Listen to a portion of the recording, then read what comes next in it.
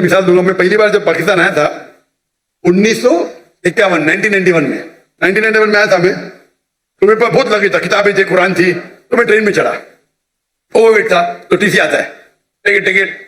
उस टाइम तो कोई जाकिर नायक को जानता ही नहीं था, आज तो माशाअल्लाह जाऊंगा तो पहचानेंगे। उस टाइम कोई जानता ही नहीं था, टिकट ये क्या है, वजन करो ज्यादा हो गया। तो कूली मुझे बोला, भाई साहब। जी सर। कूली ने बोला, भाई साहब जो 50 रुपया दे दो मैं पास कराऊंगा। मैं बोला रिश्वत गलत है। तो वो टिकट वाले ने मुझे अंदर लेके गया, मैंने मेरी दावती काम शुरू किया, बाहर निकले, वो उसने कहा, वो टिकट कलेक्टर ने, एक शर्त पे आपको छोड़ूंगा, आपको मेरे साथ चाय पीना पड़ेगा। तो मैं बोला ठीक है, बाहर निकला चाय पी के। वो टिकट वाला कितना पैसा दिए, 100 रुपया दिए ना, नहीं दिया। कितना दिए, नहीं दिया। झूठ क्यों बोलता है? उसको यकीन ही नहीं कि टिकट वाला बिना पैसे मुझे छोड़ेगा, इतनी रिश्वत है यहाँ। आप समझे? जी सर। वो तो मुझे जानता नहीं था मैं डॉक्टर जाकिर नाइक को, बराबर ना। कितना पैसा दिया, नहीं दिया। कितना दिया, बोलो ना साहब। 200 रुपया दिया, नहीं दिया। बोलो ना साहब। झूठ क्यों बोलता है? मुझे झूठ बोलता है। सब पाकिस्तान को 100% पता है कि रिश्वत के बिना छोड़ेगा नहीं, लेकिन अल्लाह की जब मदद रहती है तो छूट सकता है, समझे आप? मेरे पास कुरान की किताब थे, तर्जुमा थे, बांटने के लिए लेके आया था, समझे ना। मुझे गलत फहमी कि रिश्वत के बिना काम नहीं होता है। माशाअल्लाह मैं तो रिश्वत देता ही नहीं, लेकिन उलमा क्या कहते हैं कि अगर वो रिश्वत से आप दूसरे का हक नहीं मारते तो इजाजत है। मिसाल के तौर पे आपको लाइसेंस, गाड़ी का लाइसेंस है, आप गाड़ी चलाना जानते हैं, तो ये भाई रिश्वत दे के छोड़ेगा नहीं। आप रिश्वत देते तो आप गुनेगार नहीं, लेने वाला गुनेगार। सर यही पूछना था। लेकिन ये बहुत कम मौके से, बहुत कम। ओवरवेट के रिश्वत दूंगा तो मैं गुनेगार, क्योंकि मेरी गलती है। आप समझे ना? जी सर। अगर ओवरवेट को टिकट कलेक्टर में रिश्वत दिया, मैं क्या करूंगा? 500 दंड भरूंगा। मजबूरी क्या है भाई? ओवरवेट क्यों लेके गया, क्यों लेके गए? अभी आपको मिसाल दूंगा, मैं आ रहा था, हमारा 1000 किलो था, पीआई के मैंने सीईओ से बात किया, नाम ले लेता हूं। कौन? सीईओ, कंट्री मैनेजर से बात किया, डॉक्टर साहब आपके लिए कुछ भी करूंगा। मैं बोला ठीक है भाई, 6 लोग जा रहे थे। मैंने बोला भाई 500-600 किलो ज्यादा है। हाँ डरो मत, मुझे 50% डिस्काउंट दूंगा। मैं बोला भाई 50% डिस्काउंट के बदले में और 4 लोग को लेके आओ, और सस्ता पड़ेगा ना। बोला देने का तो फ्री दे, मतलब मत दे। ठुकरा दिया मेरे। पीआई पाकिस्तान एयरलाइन, अरे इंडियन में कोई भी गैर मुस्लिम मुझे देखेगा तो फ्री में छोड़ेगा। ये है इंडिया। गैर मुस्लिम डॉक्टर जाकिर नाइक को देखेगा, 1000 किलो 2000 किलो छोड़ देता है। ये पाकिस्तान है, गवर्नमेंट का गेस्ट हूं मैं, मेरे वीजा पे लिखा स्टेट गेस्ट, और आपका सीईओ पाकिस्तान का बोलता है 50% डिस्काउंट देगा। चार्ज कर रहे 110 रिंगिट 1 किलो का। मुझे इतना दुख हुआ कि पाकिस्तान में मैं आ रहा हूं, doctor Zakir Naik state guest है, और वो 300 किलो छोड़ नहीं सकते, बोलते 50% डिस्काउंट देंगे। मुझे नहीं चाहिए तेरा डिस्काउंट। मैंने 4 लोग 6 लोग और लेके मेरा सामान लेके। सच बोलने को मुझे दुख होता है, बट ये पाकिस्तान का हाल। इंडिया में वो हिंदू मुझे देखेगा, डॉक्टर साहब है, जो भी कहेंगे सच कहेंगे, सच के सिवा कुछ नहीं कहेंगे। ये इंडिया है। आज के तारीख में भी मोदी गलत है, इंडियन नहीं। इंडिया गलत नहीं है, मोदी गलत है। मोदी आज कल नहीं रहेगा।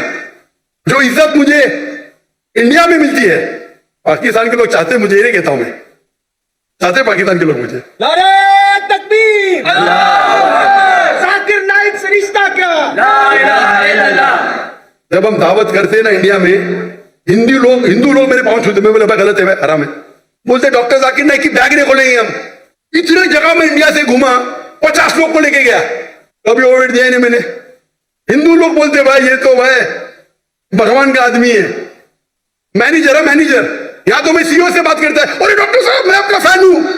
ये हाल है, ये हाल है हमारे देश का। एक स्टेट गेस्ट आ रहा है, शूटिंग करने के लिए सामान लेके आ रहा है। इतनी अफसोस की बात है। ऐसा कुछ नहीं है भाई, अफसोस होता है कि ये हाल है हमारे देश का, पाकिस्तान का, जिसको मैं दिल से चाहता हूं। मैं अगर हिंदुस्तान की इज्जत किया वो सिर्फ मोदी की वजह से। जो मजा वहां आता है, और मजमा इससे बड़ा 10-10 लाख, वो 1 लाख बोला, गलत बोला, 10-10 लाख। और उर्दू में बात करने क्यों लगा मैं? मेरे बॉम्बे के पुलिस कमिश्नर बोलते जाकिर भाई, जाकिर भाई बोलते एवरीवन लव्स यू, लेकिन मैं आपसे नाराज हूं। मैं क्यों नाराज है भाई? आपका मैसेज आप हिंदी में देना चाहिए, उर्दू में क्यों? आपके चाहने वाले इतने, आप उर्दू में तकरीर करो तो मैं खुश होऊंगा।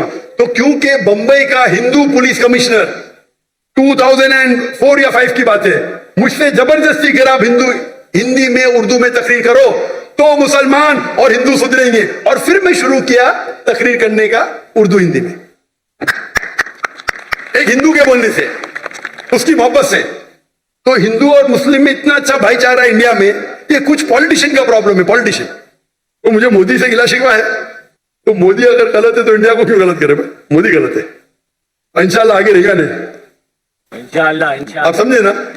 तो आप अगर देखेंगे कि वहां भी हम जितने बड़े प्रोग्राम हम बम्बई में कि दुनिया में किधर नहीं किए, और मोदी ने आके बन किया, हम बड़े बड़े कॉन्फ्रेंस किए माशाल्लाह। तो ये पॉलिटिक्स, हमें पॉलिटिक्स के करीब भी नहीं। तो जहां तक के रिश्वत का सवाल है, आपका अगर कोई चीज अटक गया जो हक है, उसमें अगर रिश्वत दे तो बहुत कम टाइम ऐसा होता है। और तो रिश्वत लेने वाला गलत, देने वाला को अल्लाह ताला इंशाअल्लाह माफ करेगा, मैं लेकिन वो भी नहीं मानता हूं। लेकिन अक्सर इंडिया में, पाकिस्तान में जानता नहीं हूं मैं, इंडिया में मैं कहता हूं क्या करप्शन है ये, आप जानते पाकिस्तान में शायद हो रहा है। कोई भी मुस्लिम अगर 2 लाख रुपए से ज्यादा कमाता है और धंधा करता है, 95% वो हराम करता है, रिश्वत देता है। आप समझ रहे? रिश्वत के बिना गाड़ी चलेंगी ही नहीं। रियल एस्टेट के अंदर इंडिया में रिश्वत हो तो मेरे बहुत से धंधे माशाल्लाह, कोई भी धंधे में रिश्वत देता नहीं हुए, कोई धंधा करता ही है, क्या मजबूरी? रियल एस्टेट में रिश्वत, जो अक्सर धंधे में रिश्वत। हमारा मेडिकल प्रोफेशन था माशाल्लाह, उसमें भी रिश्वत है। अगर मैं रिश्वत दूंगा तो 5 गुना ज्यादा कमाऊंगा। अरे अल्लाह ताला झोली में जाता है तो क्या रिश्वत देना, पैसे की मोहब्बत ही क्या। तो अक्सर लेकिन जितने रिश्वत होते हैं धंधे वाले, बिजनेस के, ये 95% हराम है। अगर आप बिजनेस में आपका लाइसेंस पास करते, आप दूसरे के लाइसेंस को रोक रहे, तो अक्सर जितने रिश्वत है वो हराम है। लेकिन अक्सर बिजनेस में, चाहे इंडिया में और पाकिस्तान में, हराम काम करने पड़ता है अक्सर। मेरा उसूल क्या है, अगर आप रिश्वत देके कमाते हैं 1 अरब रुपया, पूरा 1 अरब भी आप अगर डोनेशन में देंगे तो भी नेगेटिव में रहेंगे। रिश्वत देने का आपको नेगेटिव 1000 पॉइंट मिला, डोनेशन देने का प्लस 100 पॉइंट मिला, आप नेगेटिव 900 पॉइंट हो गए। इसीलिए अल्लाह ताला फरमाते हैं गरीब इंसान को जन्नत में जाना आसान है, अमीर इंसान की हिसाब किताब वही नहीं।